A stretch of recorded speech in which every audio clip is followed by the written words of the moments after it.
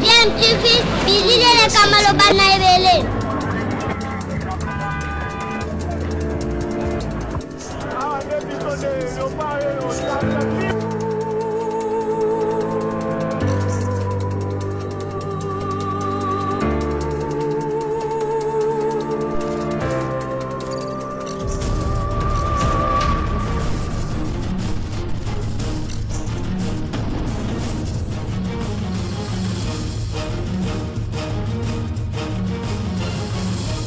DMTV toujours en avant.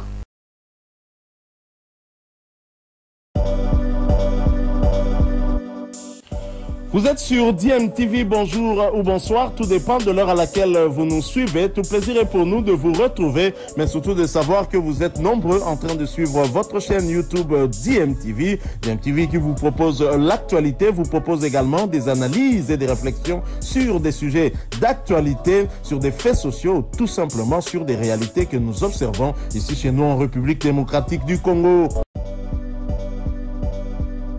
Jean-Pierre Bemba n'a pas menti, mais il n'a pas expliqué l'origine de fonds. Jean-Pierre Bemba n'était pas au gouvernement de Kabila. Moi, j'étais au gouvernement de Kabila. Les 66 millions étaient payés. Mais comme on ne pouvait pas ponctuer sur les comptes du Trésor, c'est Yuma Albert, qui à l'époque était président du conseil d'administration de la GECAMINE, président du conseil d'administration de la Banque centrale et président de la FEC. C'est lui, au fait, qui gérait tous ces fonds-là qu'on ramassait chez les miniers. Vous savez très bien que les budgets tels que nous les présentions à l'époque ne reflétaient pas la réalité. Il y avait beaucoup de recettes qui échappaient au contrôle de l'État. Il y a des recettes qu'on percevait parallèlement. Je me rappelle même, Sami Badibanga est là, il était notre premier ministre. Je me rappelle quand on a été nommé, on n'avait pas assez de cash. On était ensemble au GLM. Les présidents Kabila, on était avec même John Numbi.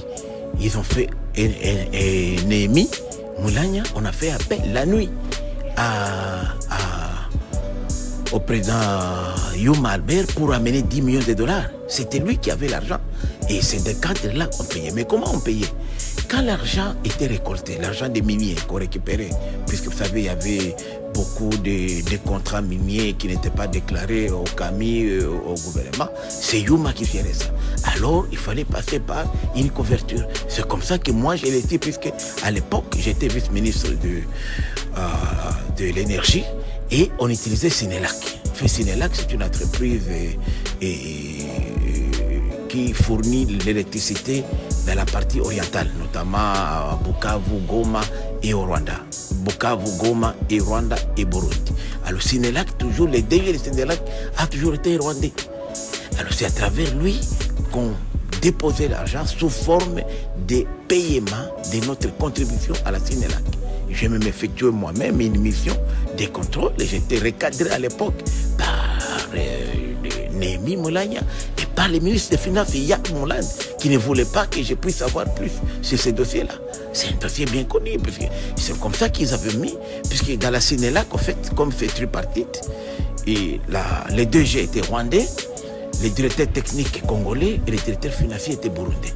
Voilà comment les choses se passaient. C'était juste une couverture. C'est ce que peut-être Jean-Pierre Bemba n'a pas pu expliquer en détail. Moi, je l'explique puisque j'ai été à la tête de ce ministère-là. Je sais comment l'opération s'est passée. Tout le monde savait que quand on avait besoin de cash, on recourait à Albert Yuma. Alors que le ministre des Finances était là, la Banque centrale était là. C'est lui qui avait des cash. Vous savez, dans le secteur minier, c'était les cash. Même aujourd'hui, je suis dans le secteur, je vous dis, vous voulez avoir aujourd'hui 100 millions de dollars, dans 24 heures, chez les miniers, vous les avez. Vous avez chez les Chinois, les Indiens, ils vous amènent des sacs de l'argent. Même jusqu'aujourd'hui, l'argent, il a des cash. Ce sont des gens qui tapent avec des cash. Donc, c'est quelque chose qui n'est pas... 66 millions, c'était rien à l'époque pour rassembler 66 millions. Moi, je ne vais pas parler de 15 ans ou de 12 ans. Moi, je parle seulement de 5 mois que j'ai, donc de fin 2016 à début 2017. C'est ce que j'ai vécu. Ça a continué. C'était une opération avant ça, je ne sais pas. Moi, je fais ce témoignage lorsque j'étais moi-même à la tête du ministère de l'Énergie. Mais les restes, je ne sais pas si ça a continué ou ça. Moi, je parle de la période où j'étais là. Je ne sais pas si avant moi, la même opération, certainement avant moi, ça existait. Mais après moi, je ne sais pas si ça continue. Mais je prédis que ça pourrait être une des causes des conflits. Lorsque le budget a presque doublé, je me suis dit certainement, ce sont ces ressources-là qui n'étaient pas comptabilisées qu'on a pu canaliser vers les trésors publics pour que les budgets soient grossis. Parce que ce n'est pas possible que dans un même pays, avec les mêmes assujettis, avec les mêmes structures, que d'un coup, les budgets puissent doubler de 100%. C'est impossible. Lorsqu'on regarde quand même les paramètres macroéconomiques, c'est pour dire qu'il y avait des fonds qui n'étaient pas comptabilisés avant. J'ai des preuves puisque j'étais au gouvernement. C'était des opérations, je vous dis, j'étais au gouvernement, je savais comment ça se passait. J'étais des preuves. Vous savez, ce sont les opérations opaques qui se font jusqu'à aujourd'hui. Je vous rappelle que même quand on a mené les cash ne venaient pas de la Banque centrale. Qui ne sait pas ici, demandez à tout le monde. Vous allez même voir. On a cité ici par exemple Tina, Madame Tina, l'italienne. Je peux vous montrer aujourd'hui une entreprise où j'étais avec Madame Tina, Fortunata. Vous demandez-lui, Madame Tina, je peux vous apporter très plus. Et j'ai visité l'usine qu'elle dirigeait à Tesco, à Limité. Donc ce sont des opérations qui ne demandaient pas de documents. Quand vous avez, les miniers viennent vous payer les cash, vous allez faire quel document? Je vous dis que le cas, demandez à tous ceux qui ont travaillé avec nous si M. Yumba ne brassait pas les cash. Même pas le ministre des Finances, il y avait Hollande qui était à l'époque, même pas le gouverneur de la Banque centrale. Donc ce sont des réalités dans ce pays que les gens brassaient l'argent. Donc si c'était que dans les comptes. Bon, moi, je na bande de Bissika Bazali. Rapidement, on a ça la mise au point sur votre face à Ndekonabiso Christian Lusakweno. Oyazali initiateur à Media Top Congo. Olandaki biso nyonso ayambaki mwana mboka Jean-Pierre Bemba comme son invité et azwaki rôle na ye comme journaliste. Olandaki du début jusqu'à la fin. Mais votre face na ye etindinga na mi poser quelques questions presque bandeko ba journaliste et puis bakoko edengaki. Toyebi que mutu nyonso bakotanga kombo na yo ba dénoncer azala na yo babengi droit de réponse. Soki ami se s'attaque les quelque part. Et ezalaka moto ba cité yende aye ko sala droit de réponse pour contredire makambo elobamaki de son émission.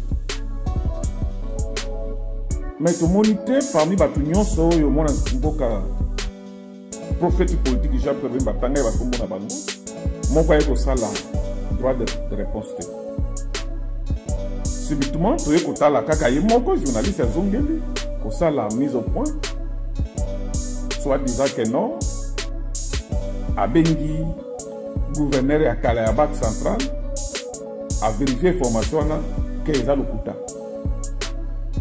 Alors question on a commis tout là. Ou la question que je me pose, les alibouilles. Alobi yango que journaliste ou alobi yango comme porte-parole ya Hippolyte Kanambe parce que moto azalaki cité ye wana toyebi mpe ke ndeko na biso Christian Lusakweno mama na ye azalaka rwandaise mais ça ce n'est pas un problème parce que azali ndeko na biso papa na ye azali moto ya Congo central azali makila na biso mais soki mpe makila ya kote ya bomama egangi ok, à défendre, non, ils ont un gros problème, mais au moins, à s'identifier au départ. Parce que Bissonio Soto dit que Azalaki jamais co-débatteur et à mon amboka se perdu. Mais il est piqué de quoi? Est-ce qu'il y a une pression? Il y a pas non qu'on a été. Est-ce qu'il y a une pression? Il y a une politique quand même bête. Parce que ce que Zalaki recadrage ou quoi que ce soit, c'est juste dans le moment émission Zalaki, il fallait s'inquiéter, ils ont beaucoup de bonabo, n'engagez ça les marques. Parce que ils ont autorisé qu'on a bango journaliste, ceux qui invités dérapé, il faut recadrer. Mais monsieur Bandi est Sili. Tout le monde a dit, Mboka, Christian Boussakoueno Azongeli, non, Nabenga Kiboye, tout ça. Soka Korobake, Alobaki comme co-débatteur, on a été répondre que oui, mais il fallait recadrer mon Mboka juste quand le monsieur Zalaki en cours. Ou du moins le baquet, Nazali porte-parole, il y a une politique en âme, là tu peux comprendre. Ou bien le baquet, non, Nazo défendre Banoko Nangai, parce que Makambolobi, et ça bien fait pour la banque. Là tu peux comprendre. Deuxième observation. Gouverneur ya Bengi, ezali gouverneur ya Sarakina Kabila. O ezali pe exil na Kabila. Oyo pe ba condamner pour na procès ya Bukangalonzo. Sous ce Christian Paul ba aya sima de mati makambo mo buka je peux malobaki ya moi. Donc ce n'est pas crédible. Mais au moins azana droit ya ko défendre banoko naye. Mais na côté c'est nini? Parce que ça serait Yambi, bah invité, bah lobby, mais après à défendre le bango, non. Ils ont paraître crédibles.